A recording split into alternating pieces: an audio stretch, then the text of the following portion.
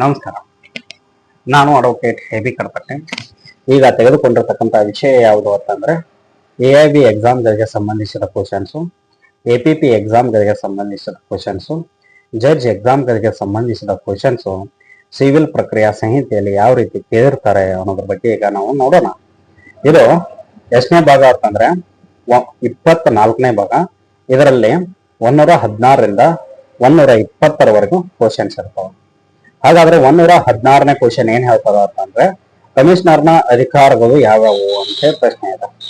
ಇದಕ್ಕೆ ಆಪ್ಷನ್ಸ್ ಅನ್ನು ನೋಡೋಣ. ಎ, ಸ್ವತಃ ಪಕ್ಷಗಾರರನ್ನು ಮತ್ತು ಅಥವಾ ಅವರಲ್ಲಿ ಯಾರಾದರೂ ಹಾಜರುಪಡಿಸಬಹುದಾದ ಯಾವುದೇ ಸಾಕ್ಷಿದಾರರನ್ನ ಮತ್ತು ತನಗೆ ಕಳಿಸಲಾದ ವಿಷಯದ ಬಗ್ಗೆ ಸಾಕ್ಷ್ಯವನ್ನ ಕೊಡುವುದಕ್ಕಾಗಿ ಕರೆಯಲು ಯೋಗ್ಯವೆಂದು ತಾನು ಆಲೋಚಿಸುವಂತಹ ಯಾವನೇ ಇತರ ವ್ಯಕ್ತಿಯನ್ನ ವಿಚಾರಣೆ ಮಾಡಬಹುದು. ಅದೇ ರೀತಿಯಾಗಿ ಬಿ, ವಿಚಾರಣೆ ವಿಷಯಕ್ಕೆ ಸಂಬಂಧಿಸಿದ ದಾಸ್ತಾವೇಜುಗಳನ್ನ ಮತ್ತು ಇತರ ವಸ್ತುಗಳನ್ನ ತರಿಸಿಕೊಳ್ಳಬಹುದು ಮತ್ತು ತಪಾಸಿಸಬಹುದು.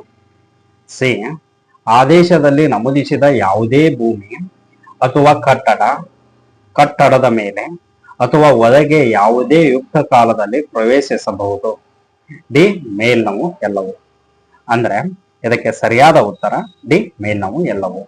ಅಂದ್ರೆ 116 ಕಮಿಷನರ್ನ ಅಧಿಕಾರಗಳು ಯಾವುವು ಅಂತಂದ್ರೆ ಎ, ಬಿ, ಸಿ ಇವು ಮೂರನ್ನ ಒಳಗೊಂಡಿರ್ತದ ಅಂತ ಹೇಳಿ ನಾವು ನೋಡ್ಬೋದು. ಅದೇ ರೀತಿಯಾಗಿ 117ನೇ ಕ್ವಶನ್ ಅನ್ನ ನೋಡೋಣ. ಅಪ್ರಾಪ್ತ ವಯಸ್ಕನು ತಾನು ಸ್ವತಃ ದಾವೆಯನ್ನು ಹೂಡಬಹುದೇ? ಹಾಗಾದ್ರೆ ಯಾರ ಮೂಲಕ ದಾವೆಯನ್ನು ಹೂಡಬಹುದು ಅಂತ ಹೇಳಿ ಪ್ರಶ್ನೆ ಇದೆ. ಅದಕ್ಕೆ ಆಪ್ಷನ್ಸ್ ಅನ್ನ ನೋಡೋಣ. ಎ, ಅಪ್ರಾಪ್ತ ವಯಸ್ಕನು ವಾದ ಮಿತ್ರನ ಮೂಲಕ ದಾವೆ ಹೂಡಬಹುದು. ಬಿ, ಅವಕಾಶವಿದೆ. ಸಿ, ಅವಕಾಶವಿಲ್ಲ. ಡಿ, ಮೇಲ್ನವು ಎಲ್ಲವೂ. ಇದಕ್ಕೆ ಸರಿಯಾದ ಉತ್ತರ ಅಪ್ರಾಪ್ತ ವಯಸ್ಕನು ವಾದ ಮಿತ್ರನ ಮೂಲಕ ದಾವೆ ಹೂಡಬಹುದು. ಅದೇ ರೀತಿಯಾಗಿ 118ನೇ ಕ್ವಶನ್ ಅನ್ನು ನೋಡೋಣ.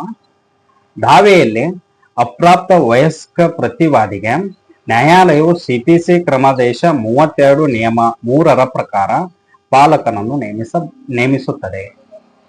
ಇದಕ್ಕೆ ಆಪ್ಷನ್ಸ್ ಅನ್ನು ನೋಡೋಣ. ಎ, ಸರಿ. ಬಿ, ತಪ್ಪು. ಸಿ, ಹಾಗೆ ಅವಕಾಶವಿದ್ದರೆ. ಡಿ, ಮೇಲ್ನೋಗದಲ್ಲಿ ಒಂದು. ಇದಕ್ಕೆ ಸರಿಯಾದ ಉತ್ತರ ಎ, ಸರಿ. ಅಂದ್ರೆ ಅಪ್ರಾಪ್ತ ವಯಸ್ಕ ಪ್ರತಿವಾದಿ ಇದ್ರೆ ನ್ಯಾಯಾಲಯವು CPC ಕ್ರಮಾದೇಶ 32 ನಿಯಮ 3ರ ಪ್ರಕಾರ ಪಾಲಕನನ್ನ ನೇಮಕ ಮಾಡುತ್ತದೆ ಅಂತ ಹೇಳಿ ನಾವು ನೋಡ್ಬೋದು. ಅದೇ ರೀತಿಯಾಗಿ 119ನೇ ಕ್ವಶನ್ ಅವ್ರನ್ನ CPC ಕ್ರಮಾದೇಶ 32 ನಿಯಮ ಟೆಂಟೆಮ್ ವಾದ ಮಿತ್ರನನ್ನ ತೆಗೆದು ಹಾಕುವ ಬಗ್ಗೆ ಹೇಳುತ್ತದೆ. ಇದಕ್ಕೆ ಆಪ್ಷನ್ಸ್ ಅನ್ನ ನೋಡೋಣ. ಎ, ನಿಯಮ 8. ಬಿ, ನಿಯಮ 10. ಸಿ, ನಿಯಮ 9. ಡಿ, ನಿಯಮ 11. ಇದಕ್ಕೆ ಸರಿಯಾದ ಉತ್ತರ ಡಿ, ನಿಯಮ 10. ಅಂದ್ರೆ CPC ಕ್ರಮಾದೇಶ 32 ನಿಯಮ 10 ವಾದ ಮಿತ್ರನನ್ನ ತೆಗೆದು ಹಾಕುವ ಬಗ್ಗೆ ಹೇಳುತ್ತದೆ. ಅದೇ ರೀತಿಯಾಗಿ 120ನೇ ಕ್ವಶನ್ ಅನ್ನು ನೋಡೋಣ. ಅಪ್ರಾಪ್ತ ವಯಸ್ಕನು ಪ್ರಾಪ್ತ ವಯಸ್ಕನಾದಾಗ ನ್ಯಾಯಾಲಯಕ್ಕೆ ಯಾವ CPC ಉಪಬಂಧದ ಅಡಿಯಲ್ಲಿ ಅರ್ಜಿ ಸಲ್ಲಿಸಬಹುದು ಅಂತ ಹೇಳಿದ.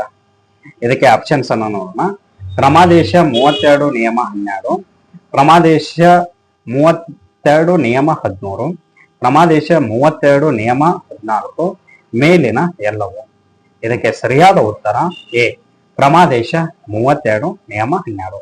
ಅಂದ್ರೆ ಅಪ್ರಾಪ್ತ ವಯಸ್ಕನು ಪ್ರಾಪ್ತ ವಯಸ್ಕನಾದಾಗ ನ್ಯಾಯಾಲಯಕ್ಕೆ ಕ್ರಮಾದೇಶ 32 ನಿಯಮ 12 ಉಪಬಂಧದ ಅಡಿಯಲ್ಲಿ ಅರ್ಜಿಯನ್ನ ಸಲ್ಲಿಸಬಹುದು ಅಂತ ಹೇಳಿ ನಾವು ನೋಡ್ಬೋದು.